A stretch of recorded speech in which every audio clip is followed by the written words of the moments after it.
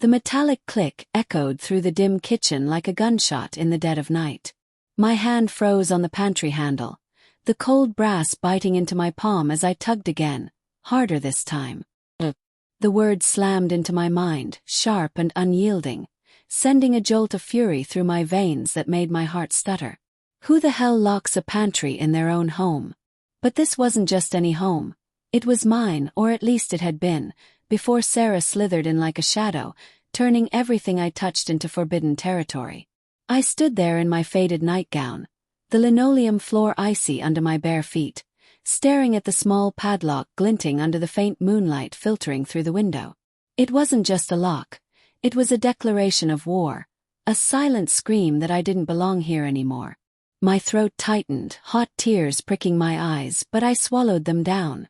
No, not yet. Anger came first, raw and blistering, coiling in my chest like a serpent ready to strike. I leaned against the counter, the granite edge digging into my hip, and replayed the evening in my mind. Dinner had been tense, as always these days. Mark, my son, my only child, the boy I'd raised alone after his father walked out when he was 10, had sat at the head of the table, scrolling through his phone while Sarah served the roast. She'd portioned out my plate last, a meager slice of meat and a heap of overcooked vegetables, her smile as thin as a knife's edge. "We're watching our budgets, Evelyn," she'd said sweetly, her voice dripping with false concern. "Groceries aren't cheap, you know." I'd nodded, forcing a smile, but inside, humiliation burned like acid. Budgets. I'd contributed my pension to this household every month since moving in after the stroke 2 years ago.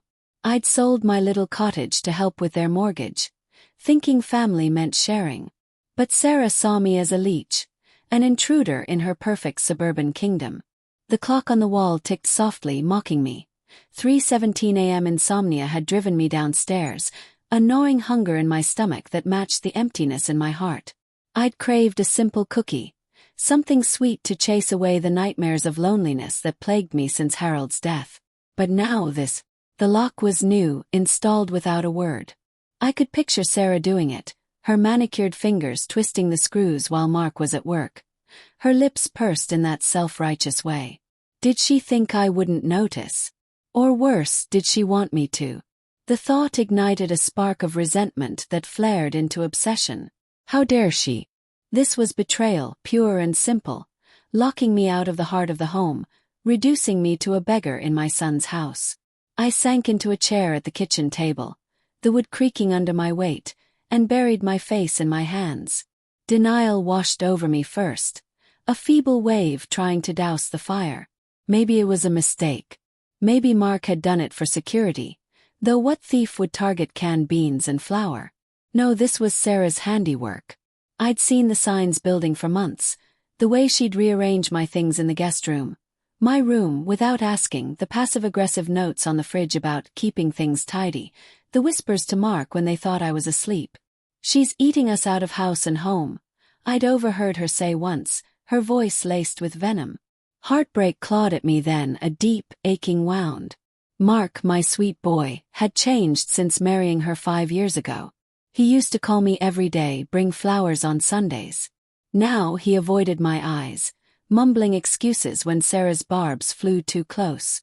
Fantasies bubbled up unbidden, dark and satisfying.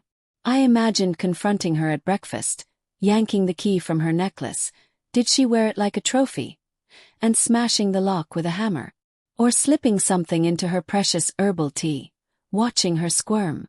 But no, that was too crude, too immediate. Revenge needed to simmer, to build like a storm on the horizon.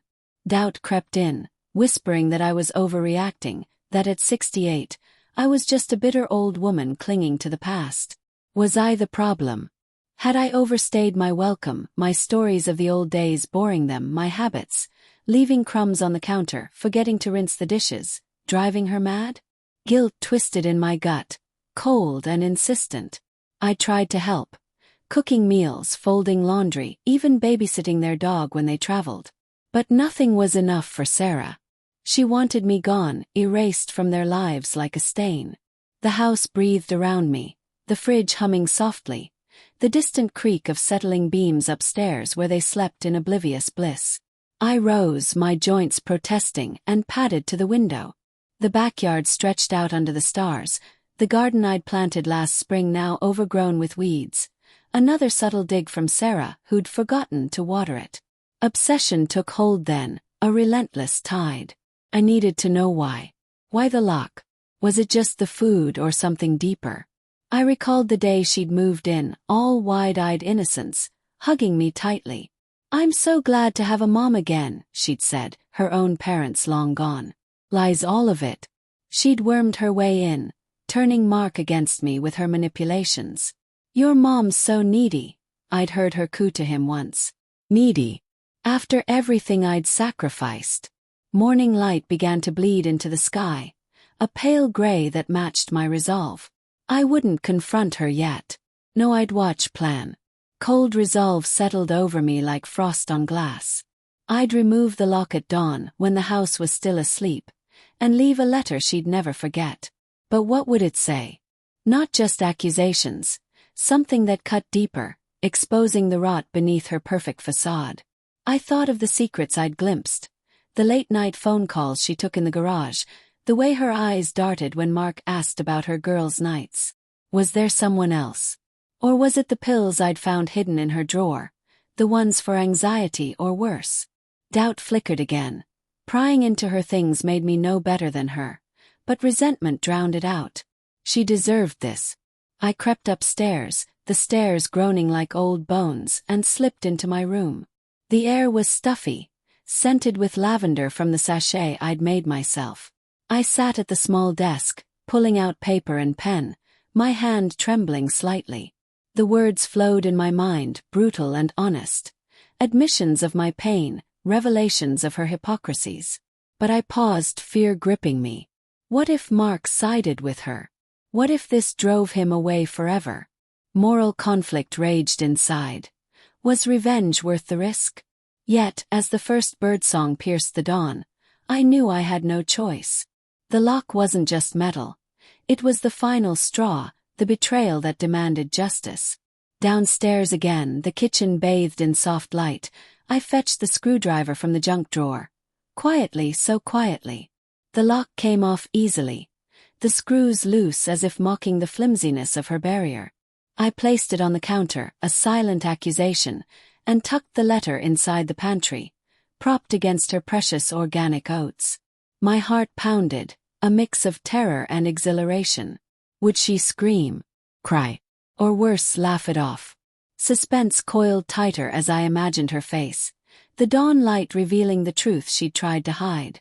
But as I retreated to my room, a nagging thought emerged. What if the lock wasn't about food at all? What if it guarded something else?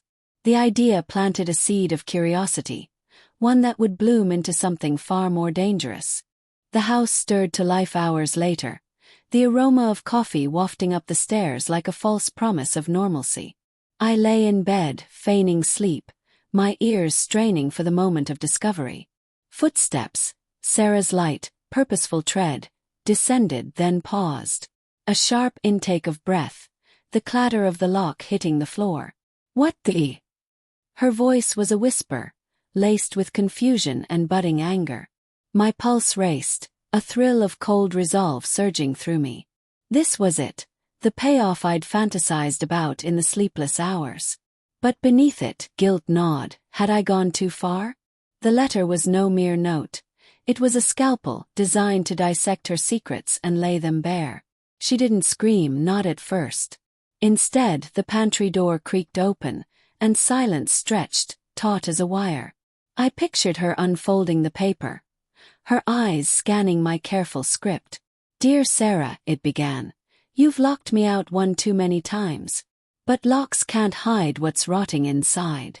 I'd poured my heartbreak into those lines, detailing the humiliations, the sidelong glances, the portioned meals, the way she'd convinced Mark I was forgetful to justify her control. But then the twist. Revelations from my quiet observations. The affair I'd suspected, confirmed by the cologne-scented shirt I'd found in the laundry. Not Mark's. The hidden bank statements showing withdrawals for therapy. that smelled like blackmail or addiction. "You think you're clever," I'd written, "but I've seen the cracks. Tell Mark or I will." Downstairs, a chair scraped against the floor. "Mark!" Her voice cracked now, edged with panic. Footsteps thundered, his heavier ones joining hers. "What is it?" he mumbled, still groggy. I slipped out of bed, pressing my ear to the door, the carpet rough under my knees. Tension built like thunder, every second amplifying my obsession. Would he believe her denials? Or see the truth I'd uncovered?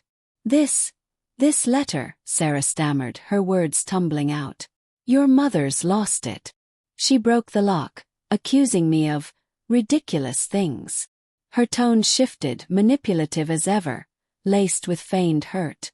"I locked the pantry because the dog was getting into it, that's all.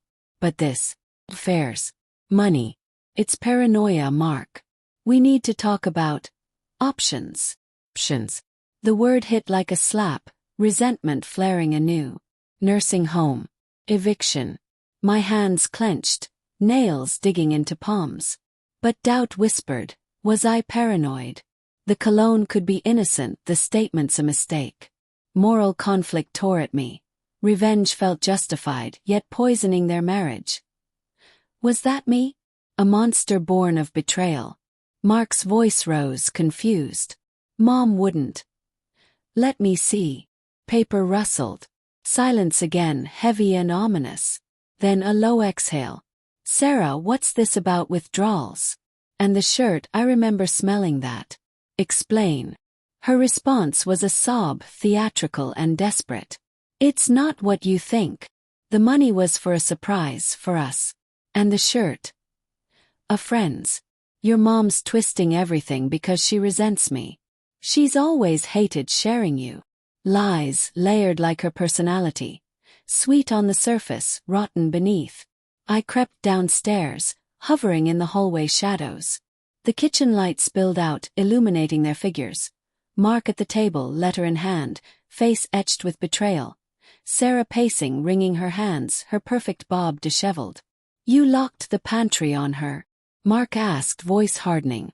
"Why didn't you tell me?" "It was nothing. She's been wasteful, Mark.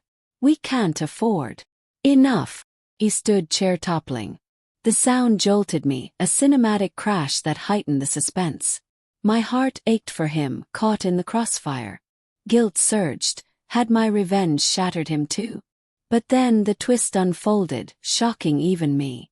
Sarah lunged for the letter, but Mark held it back. "Wait, there's more. Mom wrote about pills." "What pills, Sarah?" Her face paled, the mask cracking. "Nothing. Just vitamins." He strode to the pantry, rummaging. I held my breath, fear and resolve warring. He emerged with a bottle. Hidden behind the oats, just as I'd suspected. "These aren't vitamins. Oxycodone." "Sarah, are you addicted?" She collapsed into a chair, tears streaming. "It started after the miscarriage last year. Pain. I didn't want to worry you. But your mom, she's been spying. This is her revenge for everything. Miscarriage." My stomach dropped. I hadn't known. Heartbreak flooded me anew, mixed with horror.